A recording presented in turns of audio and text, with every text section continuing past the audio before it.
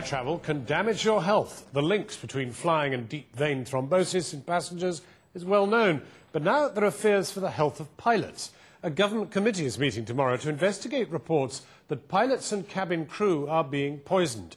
Crews believe the air they breathe can be contaminated by chemicals from engine oils, and they accuse the government of ignoring the problem and downplaying the risks.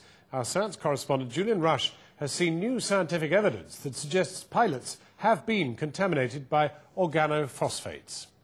The first officer smelt fumes and discussed with the captain. Was conscious throughout, if incoherent. Strong smell of burning. First officer started to feel Blood lightheaded. tests confirmed significant exposure to pyrolyzed engine oil ingredients. Both flight crew felt abnormal. The smell's a so-called wet sock, a sort of unpleasant, musty smell. It's very distinctive. I mean, everybody talks about it. Flying's fun, there's no question about it. But there's also reluctance to go flying because you think you've got to be in this gas chamber for 10 hours. Pilots say they fear for their jobs if they speak out. Dozens are being declared medically unfit to fly after showing symptoms of neurological problems.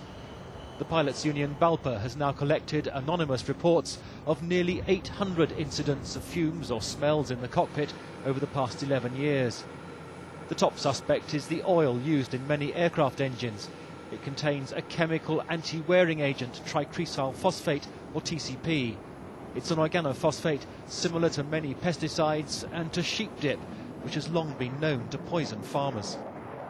Acute exposures, you get headache, nausea, vomiting, diarrhea, a lot of other symptoms. And longer-term chronic exposure, folks complain of cognitive deficits, trouble concentrating, irritability, and so on and so forth. 2 planes figure prominently in the reports of fumes and sick pilots, the British Aerospace 146 and Boeing's 757. Both companies have ordered engine modifications and changed maintenance procedures to tackle the issue. The airlines admit incidents of smoke and fumes do happen, but they say there's no evidence they cause persistent health effects. But pilots are increasingly concerned that the real problem is low-level day-to-day exposure. The air to the cockpit contaminated with TCP at levels too low to smell, but which can build up in the body to cause long-term medical damage. I want you to repeat after me. Their fears appear to be confirmed by the results of psychological and neurological tests on 18 757 and 146 pilots carried out for the government's Committee on Toxicity. 5, 9, 12, 15. Done by a leading researcher at University College London, the results reveal all 18 pilots had similar neurological impairment, with poor performance in mental flexibility, information processing and attention and concentration. And the researcher has told the committee, the profile of cognitive deficits cannot be attributed to factors such as mood disorder, malingering or chance, and are of obvious concern to flight safety.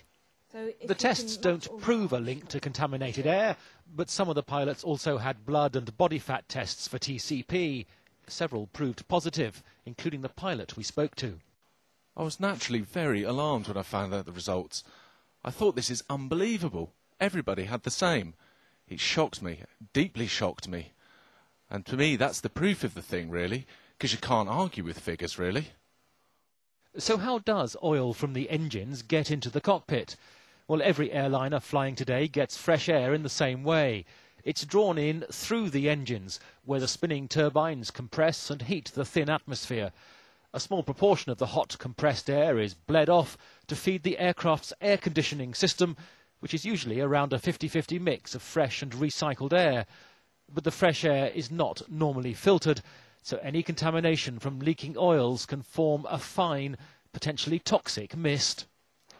Worried pilots recently sent flight deck air supply dust filters from British 757s to be tested in Canada.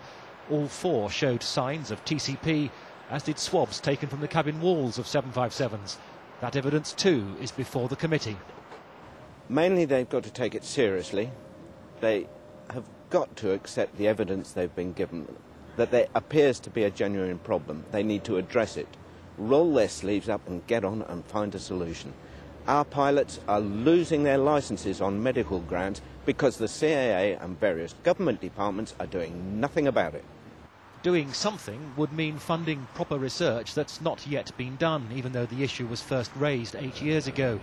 research that would benefit from new genetic knowledge that some people are more susceptible than others to organophosphates.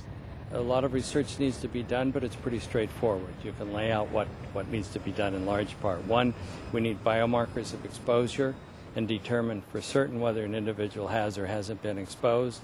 And it certainly won't hurt to have real-time monitoring on board to know if there's been an event, if tricrystal phosphate has come in through the bleed air. No airline nor the Civil Aviation Authority would be interviewed, but all told us health and safety was their top priority.